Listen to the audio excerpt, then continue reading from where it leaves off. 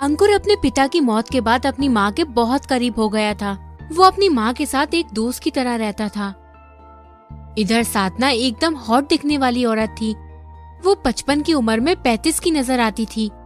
वो हमेशा एकदम टिप टॉप मेकअप में रहती थी। मोहल्ले के जो भी अंकल लोग साधना को देखते तो देखते ही रह जाया करते थे। मोहल्ले के सभी अंकल साधना के फैन बन गए थे। साधना भी कहाँ कम थी।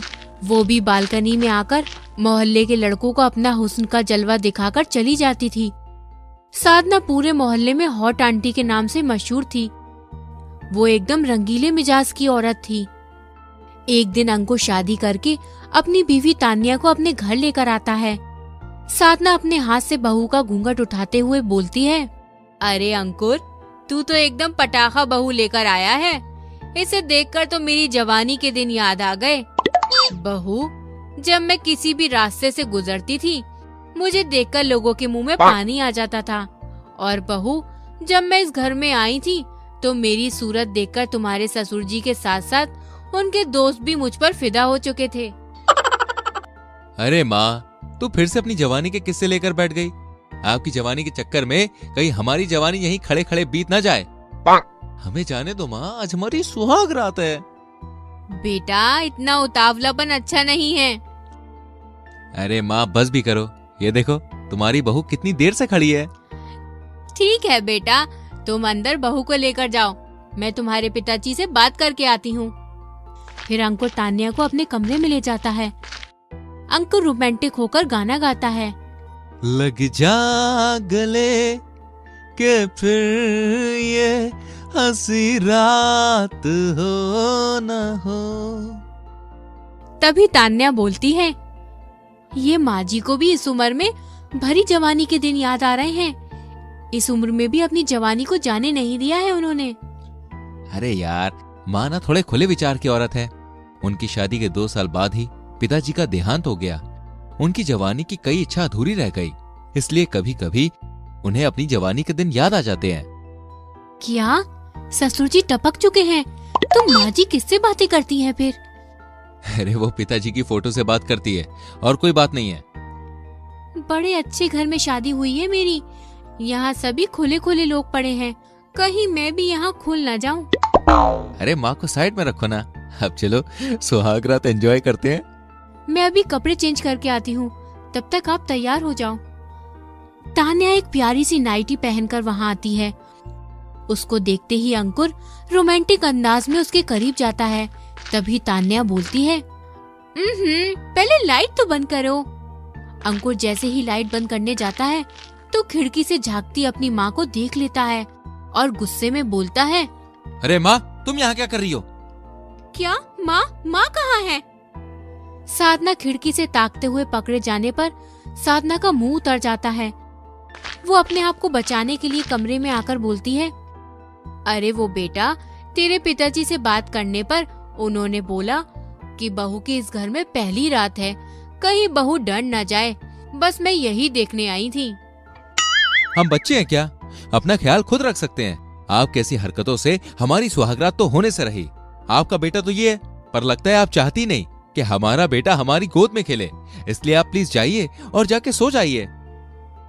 अच्छा, मैं तो तुम्हारी चिंता में यहाँ आई थी। ठीक है, मैं जाती हूँ। साधना के जाने के बाद अंकुर बोलता है, आओ जान, थोड़ा करीब आओ।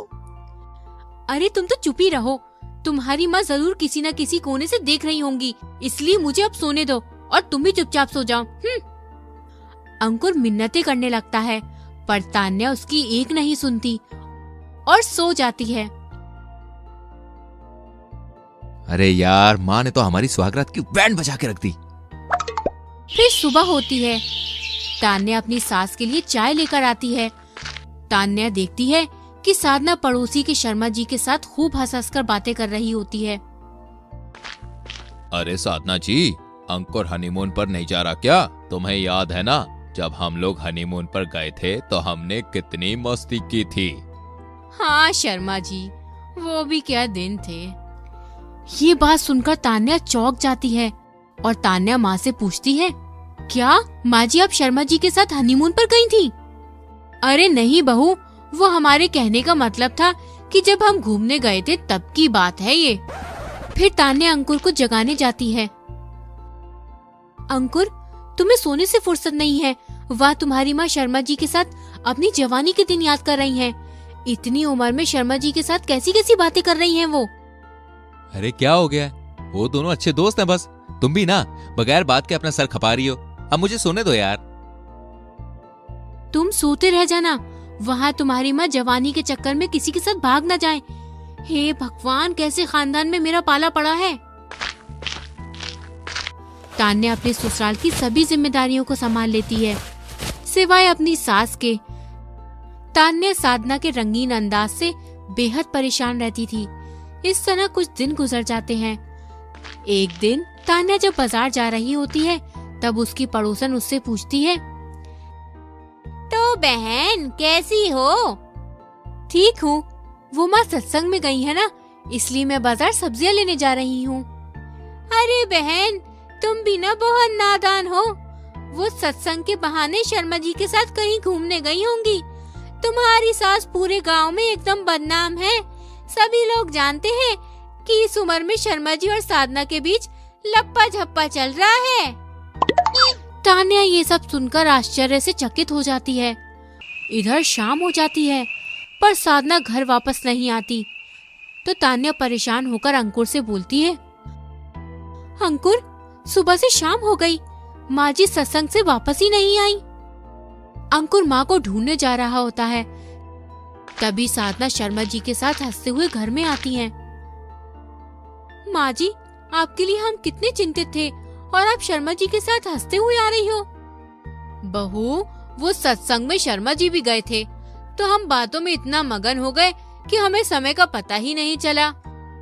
हाँ हाँ, वो तो आप दोनों को देखकर लग ही रहा है कि आप कितने ध्यान में थी। पर ये तो बताइए कि सत्संग में साड़ियाँ बट रही थी क्या?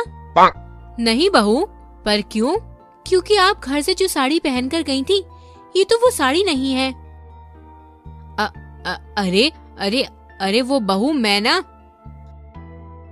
बस करिए माँ जी, आपको इस उम्र में शर्म नहीं आ रही? 55 साल की उम्र हो गई आपकी, लेकिन अब भी आप अपने आप को 25 साल का समझ रही हैं। तान्या बेबी, तुम टेंशन मत लो, मैं माँ को समझा दूंगा। तुम चलो कमरे में। मैं अब और इस खानदान में रहकर अपनी बेइज्जती नहीं करवा सकती। मैं जा रही हूँ इस घर को छोड़ के। तान्या अपने सामान को लेकर अपने मैके चली जाती है। तान्या के जाने के बाद, अरे बेटा कोई बात नहीं, हम नई बहू घर ले आएंगे।